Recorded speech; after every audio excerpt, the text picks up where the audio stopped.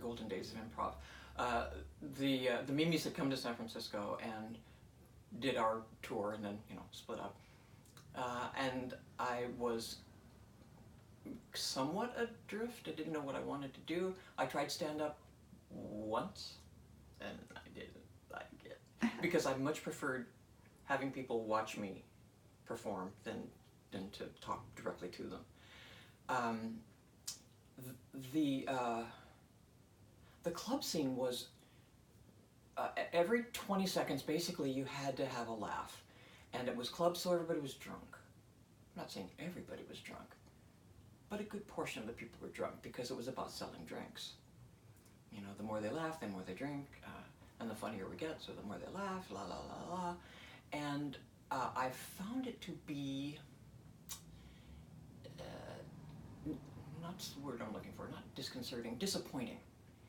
Disappointing being a woman at that time, because usually the improv groups were the group and the woman, and sometimes there would be two women, but would get endowed as being the girlfriend or the stewardess, or they would get killed or they'd get insulted, and I found that style of improv, while it still existed, I mean not the sexist portion of it, although I imagine that's still going on. The idea of supporting someone on stage, it didn't seem to be there as much. It was about how funny am I, and people were repeating jokes. They were setting themselves up to do the same joke, which didn't matter because they were drunk, so they didn't remember. It was this weird kind of performance of improv that doesn't. Improv's supposed to be like spontaneous theater, and it really wasn't. And I was feeling kind of down about that. And then became aware of Femprov. They'd been around for a while, and I'm like, look at these gals. And frankly, I do not remember the invitation or the first performance. I mean, I don't remember if I guessed it first, or if it was just like, come join us, or there's not a hole here. I was trying to remember when that was. Just all of a sudden, I wasn't in the group, and then I was. I think there was some sort of bonding among women in comedy at that time, and we all kind of knew each other because there weren't that many of us. Right.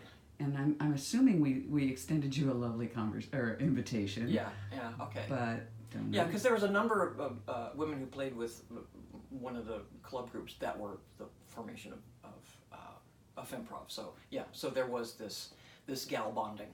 Right. And it wasn't. What I really appreciated was it wasn't a bitch session. It wasn't a complaint session. It wasn't about how things are so bad because of these mean men. But more of a, what can women do? Right. What would we like to do together? What's different about that? And finding that women together improvising was very different. Did you go to workshops early on here? With Femprov? With other people that were teaching improv at the time, like Jim Crenna or Elk or Jose or... No. I mean, I kind of knew your stuff by that time. Yeah, I think I may have dropped in on a Crenna workshop just to see what it was like. But I don't know. I knew it, I was teaching it.